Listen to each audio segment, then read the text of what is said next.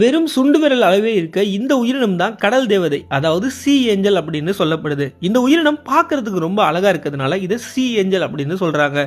இந்த வகையான உயிரினம் நத்தை இனத்தை சேர்ந்ததா சொல்லப்படுது. இந்த சி ஏஞ்சல்ஸ் எல்லாமே கடலோட 2000 அடி ஆழத்துல தான் வாழக்கூடியது.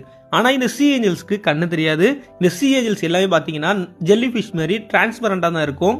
இந்த ஒரு சி ஏஞ்சல்ஸ் எல்லாமே சி பட்டர்ஃப்ளைன்னு சொல்லப்படுற தி கொசமோட்டாவை தான் விரும்பி சாப்பிடும். சி பட்டர்ஃப்ளைன்றது நத்தை மாரி இருக்கும், ஆனால் அதுக்கு ரெக்கை இருக்கும். அதனால வந்து இந்த சி பட்டர்ஃப்ளை அப்படின்னு சொல்லுவாங்க. இந்த ஒரு உயிரினத்தை பார்த்துட்டா இந்த சி ஏஞ்சல்ஸ் எல்லாமே பார்த்தீங்கன்னா ஆக்ரோஷமா மாறிடும். இதோட டென்டகல்ஸ் எல்லாம் விரிச்சுக்கிட்டா அது எப்படியாச்சும் பிடிச்சிடும். இது ஒரு ஆச்சரியமான விஷயம் என்ன அப்படின்னா, இது 2 உயிரினங்களுக்குமே கண்ணு தெரியாது.